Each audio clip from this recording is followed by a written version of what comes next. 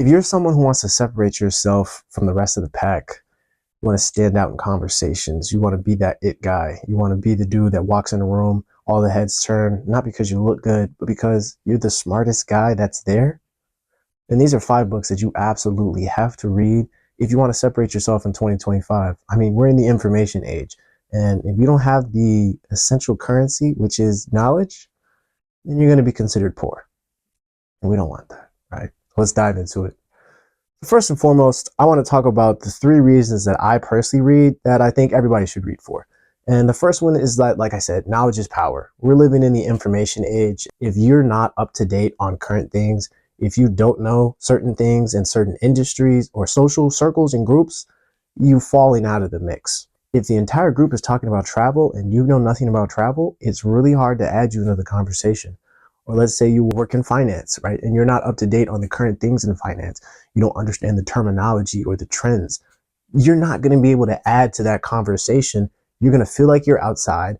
Everybody else is going to be able to notice you don't know a lot about this. And sure, they're going to, tell you some certain things. But if these are high level conversations, you're not going to get invited to those closed doors that make just normal people great people and give people with just a little bit of power that next level. The second reason that I read is kind of piggybacked off the first. It makes you interesting. If you're at a party, everybody's talking about the newest music drop or whatever else is going on in the media. I mean, that's cool. But you ever talk to somebody who's from overseas, like an international person, let's say a foreign exchange student? I have never once met a single foreign exchange student that wasn't interesting in some way, shape, or form. The reason that is one, their experiences are usually way broader than mine. And 2, their knowledge base is just far more expansive. Because if it comes to brain surgery, I want you to go deep. Pause. I need you to know what it is that you're doing associated with, like, you need to have gotten perfect grades and know everything possible. Because if you mess this up, I'm going to be messed up. But if it's something about a social circle, a conversation, Jack of all trades is the perfect social butterfly because they know a little bit about everything. That's the person everybody seems to gravitate towards. You have an easy time making friends. You can relate to more people, make more connections and bonds, business, relationships, social, friendships. It doesn't matter, right? People like people they can relate to. By reading more and having a larger breadth of info to pull from, you become people. The third reason is all of these books, 24/7 access to the mentor. And when I say the mentor, it's the person that wrote it. For example, like this book, Strategic Selling by Robert Miller. I can pick Robert Miller's brain whenever I freaking feel like it. Or How to Sell is Human by Daniel Pink, New York best-selling author. You know how hard it is to get an interview with a New York best-selling author? Almost impossible.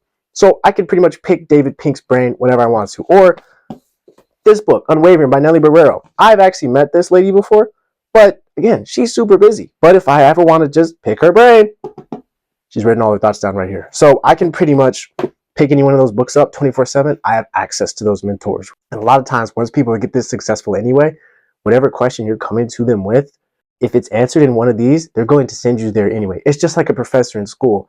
You ask them for a question on homework, they're going to send you to read the textbook page that has the answer you're looking for. It'll be up to you to figure it out. But if you've already done your due diligence, you can say, hey, I'm struggling with X. I read here. What are your thoughts? Now they've shown you done some due diligence. And now you can even have a deeper conversation because you know more. Knowledge is power. So again, those are the 3 reasons everybody needs to read. Those are the 3 reasons I read. But let's get into the review. All right, so the way I'm going to do this is very simple. So I'm going to go over the 5 books that I want to recommend, starting with number 5, ending with number 1. Save the best for last. What we're going to do is we're going to cover 3 bullets for each book. And I'm going to give you just kind of like the key takeaway that I personally had after reading the book. Kind of like that, this is what I'm going to take with me. Because if you read a book and you don't retain anything from it, it's not really going to help you. It's like if you were to eat food and get no nutrition from it. It's just crap at the end of the day. Like, it's gonna just move right through you and add no value to you, right? So when you read books, you want to try and grab at least one thing from them. I just put the surface stuff here. It's not going to be everything because I do want you guys to read the books for yourself. At the end of the day, in society, we need to stop taking everybody's word at face value. Not everyone is an expert. So read for yourself. Okay, let's get into it. So at number 5, we have Atomic Habits by James Clear. Now, this book really breaks down how you get rid of bad habits and make them better habits. And all it does is it uses three principles. The fact that small changes over time make larger changes, compounding effect. You want to use what's called the 4 laws of behavior changes, which are basically 4 different things. They're all keywords associated with creating a good habit or eradicating a bad habit. And then the third thing is that you want to shift your mind from identity-based thinking. What does that mean? Identity-based thinking is saying, instead of saying I have to go for a run or I'm really good at video games, it's I'm a runner, I'm a gamer. You're shifting into that mindset of saying this is who you are, not this is the task you need to accomplish. Right? If you change who you are, the task comes with your role. Just like, I'm not somebody who has to do brain surgery. I'm a brain surgeon. It's very different. So this book really just breaks down, like I said, you want to take those small changes over time to make that large change, because at the end of the day, you're not going to shift from not working out to doing, Navy SEAL level train. That's just not going to be sustainable. And as human bodies, it's not going to feel natural, right? At number 4, we have Rich Dad, Poor Dad by Robert Kiyosaki. Now, if you've ever heard anything in today's age about finances, you probably heard about this book, The Psychology of Money, and The Millionaire Next Door. These are all kind of the staples that everybody uses. And that's because Robert Kiyosaki is the first person to basically mention the concept that you can't trade time for money indefinitely. You'll eventually run out of time. You work a job and somebody else works a job. Let's say you work as a hedge fund manager on Wall Street and then somebody works at McDonald's. You both have 8-hour shifts. Technically, time-wise, you guys are at the same level, right? His time is a little more valuable than yours because he works at Wall Street and you work at McDonald's. But at the end of the day, you guys only have 16 hours of your own time to do whatever it is that you want to do. Whether that's build something, spend time with family, take a nap, go to, whatever the case may be, you only have 16 hours. Robert Kiyosaki says what you need to do is build income generating assets so that over time it will cover your expenses. The cycle continues. You can remove yourself from the equation and go live your life, because this closed loop that you've created of income generating assets covers expenses. Expenses go out, income, the same cycle. It's covered now. You don't have to do anything. It's basically autonomous. And those income generating assets can be stocks, bonds, real estate, e-commerce, like nowadays, clothing brand stores, endorsements, whatever the case, royalties, whatever the case may be. It just needs to be something that generates income without you physically doing something or needing to work for a specific amount of time to get a certain result. And then he's also emphasizing that everybody should learn something about, just finances, how it works. And a lot of the time, the biggest reason a lot of people are not wealthy is because they're just ignorant about how finances really work. If a lot more people knew how it worked and knew that saving money versus investing is not the best option, they'd be in a different position. When you work a job, you're not just working the job to work. Work the job to learn a skill, because the skills are going to help you create those systems that are actually going to help you escape from this typical cycle of exchanging time for money. At the end of the day, the summary for this book, you can't exchange time for money forever. Everyone should educate themselves on financial literacy, because at the end of the day, we all use that money. And then last but not least, when you're working a job, don't just work to work, work to learn. Okay. Book number 4. Book number 3 is called Attached by Amir Levine and Rachel Heller. And this is more of an emotionally intelligent, enriching book because it explains the 3 attachment styles. On the left, we have the anxious attachment style. In the middle, which is the sweet spot, we have the secure attachment style. And then over here on the right, we have the avoidant attachment style. Hi, I'm Gibby. We're the avoidant attachment style. Basically, what these 3 styles have in common are they're all ways that people interact with and approach intimate romantic relationships or really close platonic relationships, right? And basically, what these authors do is they break down the ins and outs of each of these attachment styles, how they differ and are similar to each other, and how it is that everybody can move towards a secure attachment style, which is kind of the pinnacle associated with the optimal attachment style for human interaction, right? So I'm an avoidant, which basically, I kind of broke this down. The biggest red flags of these are people who are not so great with commitment because it feels like they're locking them down. They feel trapped. They usually want intimacy and they want to be close with someone and trust and vulnerable with people. But basically, avoidant is usually the nonchalant guys, the guys who act like they don't care. Typically, they do. But it's just as a protection is really mostly all these styles are more or less about protecting yourself. These are just again, anxious and avoidant, a little more toxic, secure, a little more vulnerable, but still cautious and safe, right? So basically read the book, figure out which of the attachment styles you are. It's really great associated with just navigating relationships, figuring out what your red flags are, and figuring out what red flags in a potential partner would be that are going to clash with your style versus complement your style and lead to a budding relationship, right? So would definitely give that book a read if you want to just boost your EQ, emotional intelligence, moving forward. So book number 2, The 48 Laws of Power by Robert Greene. Now, pretty much everyone's heard of this book at this point. It's on TikTok, Instagram, YouTube, pretty much everywhere you go. All the motivational reels with an AI voice have talked about something associated with the 48 Laws of Power.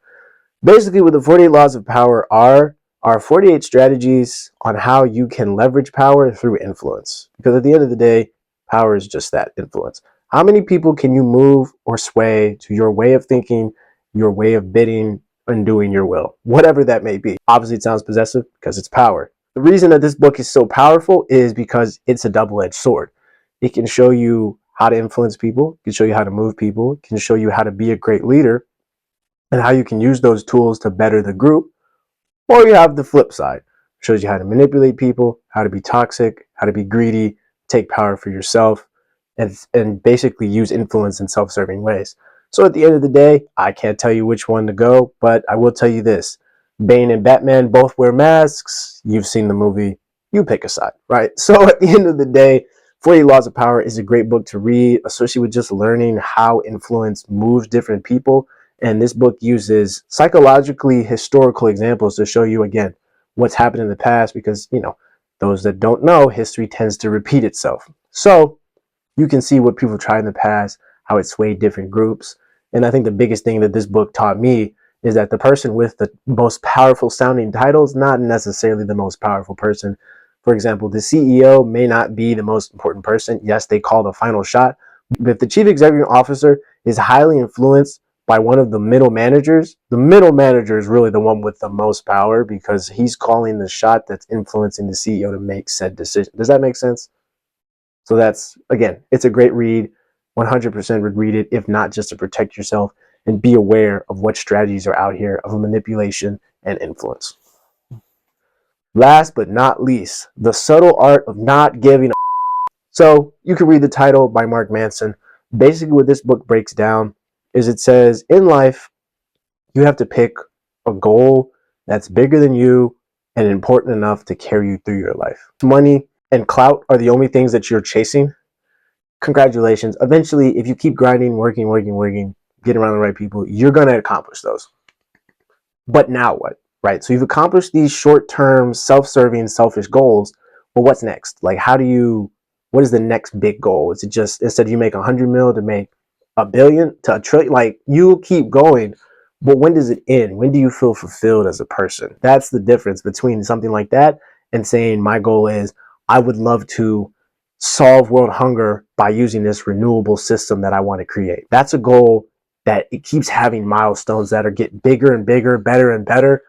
And over time, every day you're going to still have the motivation to keep going, right? That's a totally different goal. At the end of the day, as humans, we're not down here to be selfish. God didn't put us on this earth to be selfish. He put us down here to help each other, to spread love, and to ultimately follow the rules that he set down here until he comes back.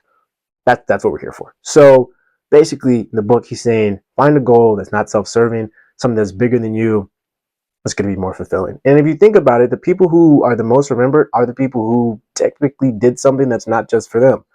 Martin Luther King, I Have a Dream speech. Isaac Newton, The Laws of Gravity. Like, they're remembered for stuff that everybody benefits by in some way, shape, or form. The other 2 points are that you need to take responsibility for your life, and also you need to pick your struggles. Here's an example. Let's say let's take relationships. There's 2 struggles. There's the struggle of being lonely and not in a relationship because you're waiting to find someone who fits your standard, or the struggle of getting a relationship with whoever's willing to be in a relationship with you, but you have to deal with things that go against your standards. Both are struggles. Which one are you cool with on the spectrum, right? So that's what it says by pick a struggle. Are you okay working out, slaving in the gym 6 days a week? Or are you okay walking around, not being confident and being maybe a bit unhealthy and overweight?